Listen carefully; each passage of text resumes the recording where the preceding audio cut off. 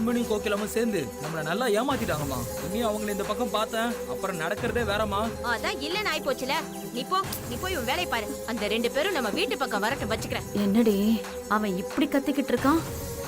என்ன பண்றது, 50 ஏக்கர் ஆச்சு. அதனால அவங்க கையில கால்ல விழுந்தாவது சம்மதிக்க வைக்கணுமா? அவங்க தான் கோவமா இருக்காங்களே. அவனை டீல் பண்ண என்கிட்ட ஒரு நல்ல பிளான் இருக்கு. நீ காலிங் பெல் அடி.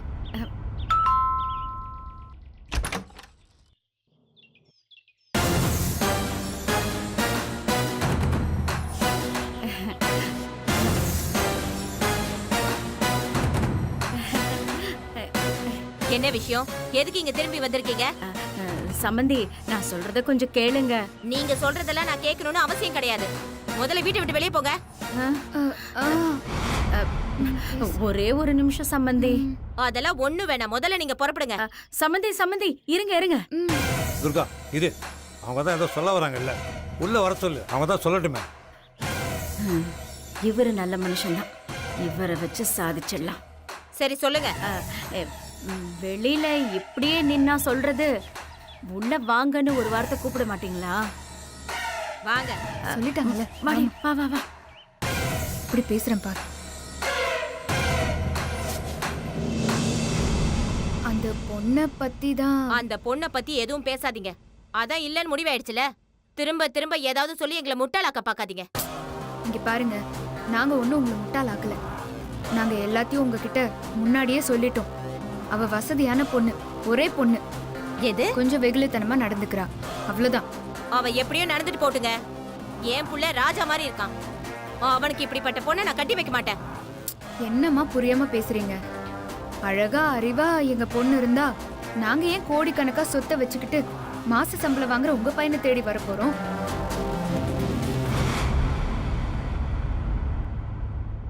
சரி, உங்க யோசனைப்படியே நல்ல புத்திசாலியா அழகா ஒரு பொண்ண உங்க பையனுக்கு கட்டி வைக்கிறீங்கன்னே வைங்க. அந்த பொண்ணு வேலையா உங்க 2 பேரையும் வீட்டை விட்டு துரத்தும்.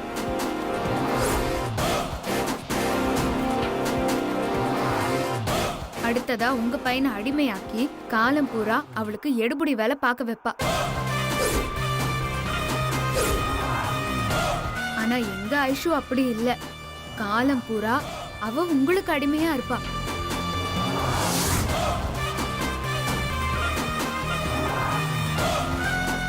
நல்ல பொண்ணு, வெளிப்படையா பேசுற பொண்ணு, கோடிக்கணக்குல சொத்து இருக்கு அந்த பொண்ணுக்கு. அதனால பல பேருக்கு பல நன்மை இருக்கு. கொஞ்சம் யோசிச்சு முடிவெடுங்க. அதெல்லாம் சரிங்க, ஆனா அந்த பொண்ணு எங்களுக்கு வேண்டாம். அப்படியே அந்த பொண்ணை கல்யாணம் பண்ணி வெளியே எங்கேயாவது கூட்டிட்டு போனாலும் போற இடத்துல ஜாங்கிரி லட்டுன்னு எடுத்து தின்னுட்டு எங்க மானத்தை தானே வாங்குவா. இதெல்லாம் ஆகிற காரியம் இல்லைங்க. தயவு செஞ்சு வெளியே போங்க. ஐயோ, இவங்க அமைதியா இருந்தாலும் இவன் அமைதியா இருக்க மாட்டான் போல இருக்கே. தம்பி, நான் உங்ககிட்ட கொஞ்சம் தனியா பேசணும். கொஞ்சம் வரீங்களா? என்கிட்ட தனியா பேச என்ன இருக்கு? எதா இருந்தாலும் இங்கேயே சொல்லுங்க. தம்பி, நான் உங்க நல்லதுக்காக தான் சொல்றேன். தனியா வந்தா நல்லது. வாங்க தம்பி. சரி.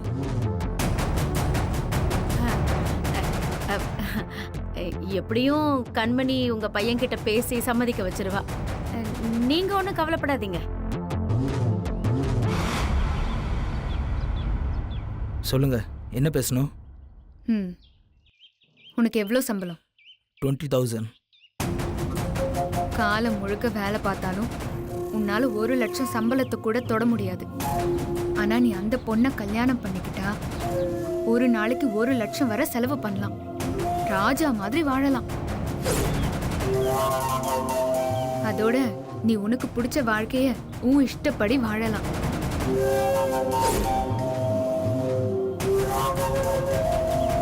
புரியும்னு நினைக்கிறேன். அழகுக்கு ஒண்ணு ஆஸ்திக்கு ஒண்ணுன்னு 2 வாழ்க்கை வாழலாம். நான் சொன்னது உனக்கு புரிஞ்சிருக்கோன்னு நினைக்கிறேன். ஏன்னா ஐஷு ஒரு வெகுளியான பொண்ணு. உன்னை அவ எந்த கேள்வியும் கேட்க மாட்டா. என் மாமாவும் அத்தையும் கூட உன்னை எதுவும் கேட்க மாட்டாங்க. அவங்களுக்கு தேவை அவங்க பொண்ணை யாருக்காச்சும் கட்டி கொடுக்கணும். அவங்களுக்கு இருக்கிற கோடிக்கணக்கான சொத்தையும் பொறுப்பையும் ஒருத்தர்கிட்ட நம்பி கொடுக்கணும். அவ்வளோதான். உனக்கு இந்த மாதிரி சான்ஸ் ஜென்மத்துக்கும் கிடைக்காது. நான் சொல்றபடி கேட்டா சொர்க்கத்துல வாழ்ற மாதிரி வாழலாம். என்ன, நான் நிச்சயத்துக்கு நாள் குறிக்க சொல்லவா?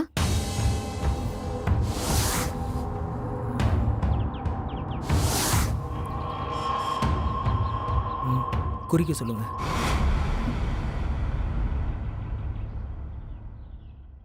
நீங்க இருங்க, நான் என்னாச்சுன்னு பார்த்துட்டு வரேன்.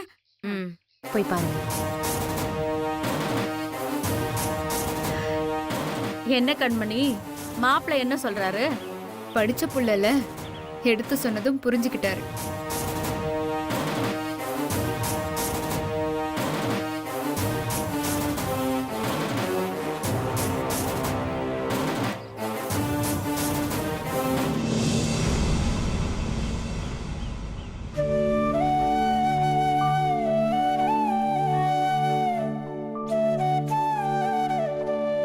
விடுமா, நீ போய் பேசி பார்த்த, அவர் ஒத்துக்கல. கண்டிப்பா வேற வழி ஏதாவது கிடைக்கும். கடவுள் ஒரு கதவை மூடினா இன்னொரு கதவை கண்டிப்பா திறப்பாரு. நீ எதுக்கும் கவலைப்படாத ராசாத்தி. என்னால முடியலம்மா. மாமா மட்டும் என் கூட இருந்திருந்தா இந்த பிரச்சனையை சுலபமா சமாளிச்சிருப்பேன். என்ன பண்றது, எல்லா நேரத்திலயும் மாமா என் கூடவா இருக்க முடியும்? அவர் வேலையை பார்க்க வேண்டாமா?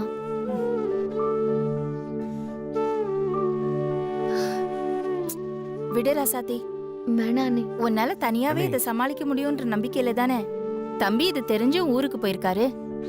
ஆ, என்ன எல்லாரும் இப்படி சோகமா உட்காந்துருக்கீங்க? அது ஒண்ணும் இல்லைங்க, இந்த மாதிரி சூழ்நிலையில தம்பி கூட இருந்தா நல்லா இருக்கும்னு ராசாத்தி சொல்லிட்டு இருக்கா. அதான். அப்படியா? நல்ல வேளை நீ தம்பின்னு சொன்னது தான் ஞாபகம் வந்துச்சு. இன்னைக்கு டவுன்ல வச்சு மாப்பிளைய பார்த்தனே.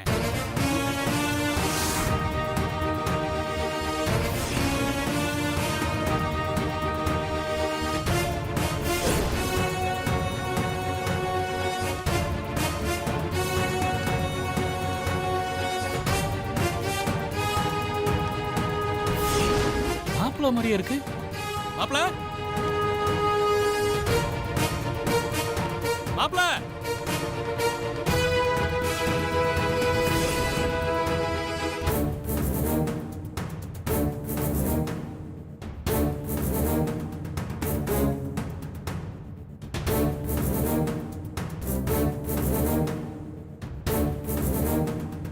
உடனே நான் மாப்பிளைக்கு ஃபோன் பண்ணி பார்த்தேன். ஃபோன் நாட் ரீச்சபிள் வந்துச்சு. மாப்பிள்ளை நேரம் சென்னையில தமிழ்நாட்டு டீமுக்கு கோச்சிங் கொடுத்துட்டு இருப்பாரு. அவர் எங்க இருக்க போறாரு? ஆனா பின்னாடி இருந்து பார்த்தா அப்படியே மாப்பிள்ளை மாதிரியே இருந்ததா, அதான் கொஞ்சம் குழம்பிட்டேன். அம்மாடி ராசத்தி, மாப்பிள்ளை நினைச்சு பின்னாடியே போய் சேஸ் பண்ணிருக்கேன்னா பாத்துக்குவேன் நான் ஒரு மடையே. இன்னும் நல்லா தட்டிக்கோ. பத்தலனா அண்ணியை விட்டு இன்னும் 2 கொடுக்க சொல்றேன்.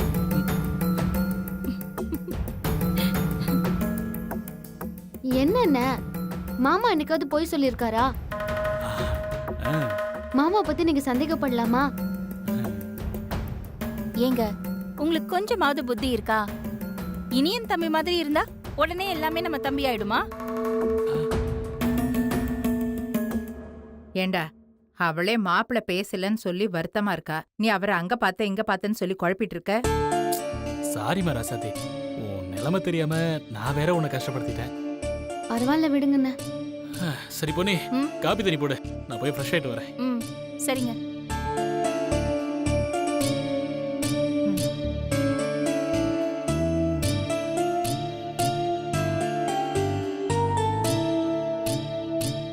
இளங்கோ அண்ணன் சொல்கிறத பார்த்தா ஒருவேளை அது மாப்பிள்ளையா இருக்கலாமோ?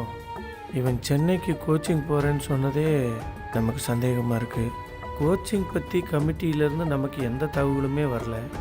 மாப்பிள்ளை சொன்னது ஒருவேளை பொய்யா இருக்குமோ? அண்ணங்கிட்டயே விசாரிப்போம். ம்.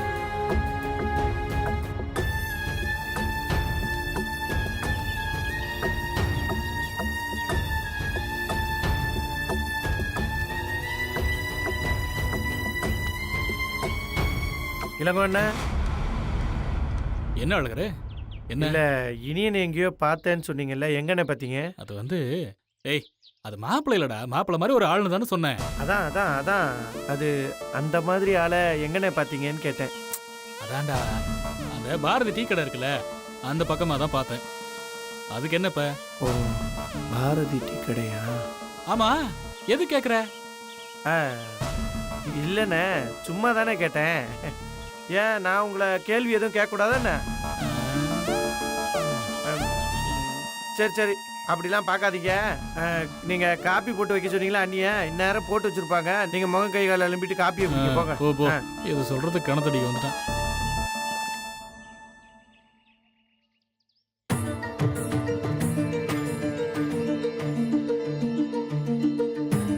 அம்மா அப்பா எதுக்கு இப்படி உட்காந்துட்டு இருக்கீங்க? மா வாமா, ஏதாவது செஞ்சு கொடு, எனக்கு பசிக்குது. எது எப்படி போனாலும் உனக்கு உன் வயித்தை ரொப்பணும், அப்படிதானே? ஐயோ என்ன ஆச்சுன்னு இப்படி ரெண்டு பேரும் உட்காந்துட்டு இருக்கீங்க?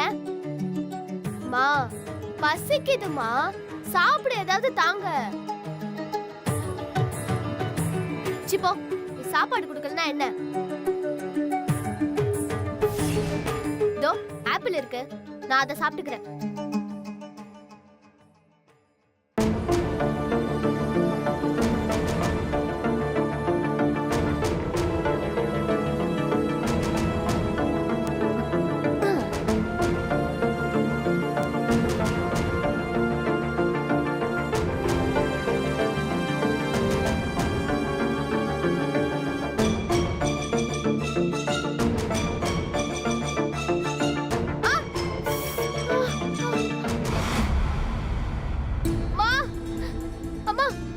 ரத்தமா?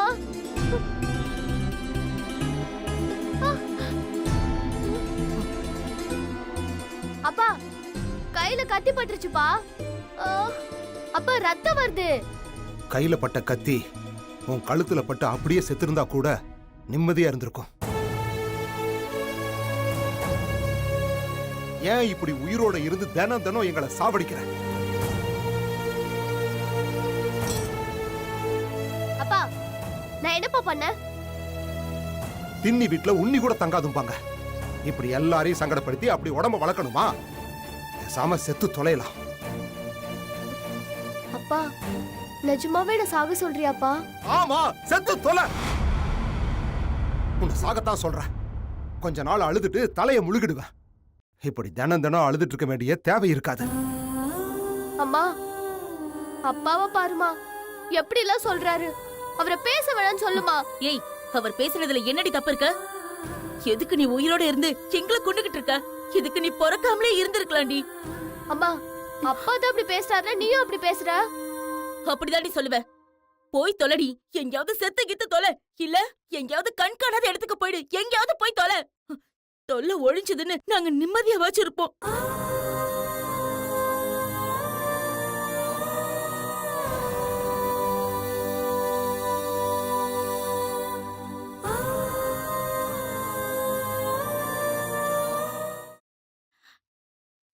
தம்பி, நீ எதுக்கும் வருத்தப்பட வேண்டாம். மாப்பிள்ளை வீட்ல ஐஸ்வர்யாவை கல்யாணம் பண்ணிக்கிறதுக்கு சம்மதம் சொல்லிட்டாங்க. என்னக்கா சொல்ற? ஆமா தம்பி, சரின்னு அவங்க ஒத்துக்கிட்டாங்க. எல்லாம் நம்ம கண்மணியால தான். கண்மணி தான் அவங்க கிட்ட பேசியே கரைச்சி அவங்கள சம்மதிக்க வச்சுட்டா. ரொம்ப சந்தோஷக்கா. கண்மணி, இந்த உதவியை நான் என்னைக்கு மறக்க ஐயோ மாட்டேன். மாமா, நமக்குள்ள எதுக்கு இதெல்லாம்? நம்ம சந்தோஷத்தை விட கல்யாண பொண்ணோட சந்தோஷம் தான் நமக்கு முக்கியம். ஐஷா எங்க காணோம்? ஐசு,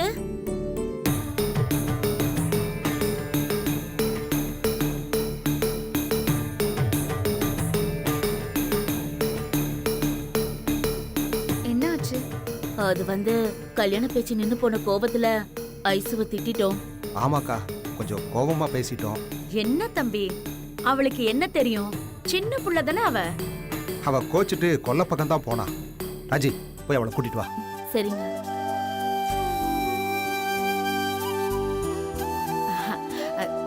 தம்பி, அப்புறம் நீ சொன்ன மாதிரி அந்த ஊட்டில இருக்கிற 50 ஏக்கர் எஸ்டேட் விஷயம். அக்கா, ஆ? கல்யாணம் முடிஞ்ச அடுத்த வாரத்துல அது கண்மணி பேர்ல இருக்கும். சரிதானே?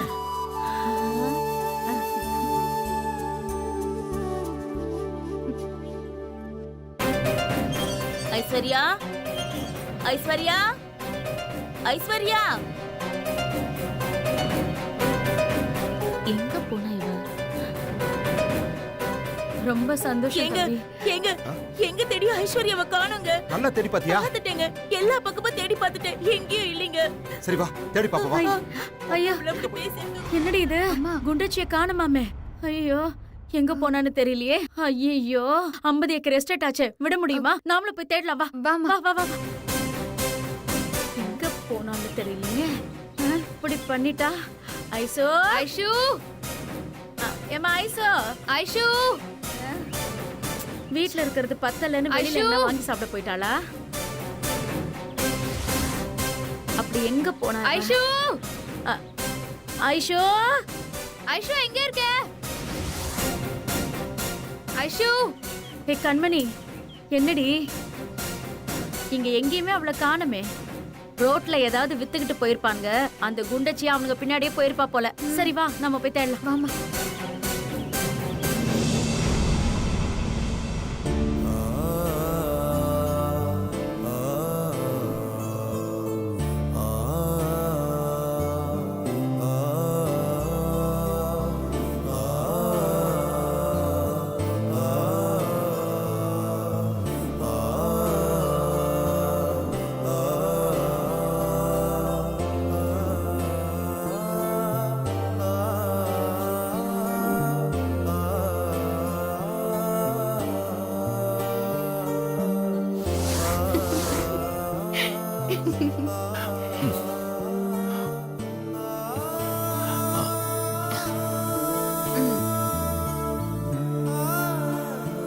என்ன மாமா?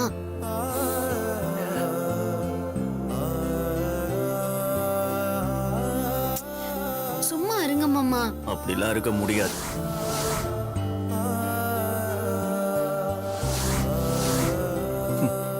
என்கிட்டயே வா. மாமா இது கட்டுங்க மாமா. இதெல்லாம் விடு. ஐயோ உள்ள எனக்கு நிறைய வேலை இருக்கு. பரவாயில்ல, அதெல்லாம் உங்க அம்மா பாத்துப்பாங்க. மாமா மாமா அண்ணி வந்துட போறாங்க. அப்படியா? மாமா வேலை இருக்கு மாமா. நான் சொல்றது கேளு மாமா. கொஞ்சம். என்ன மாமா நீங்க?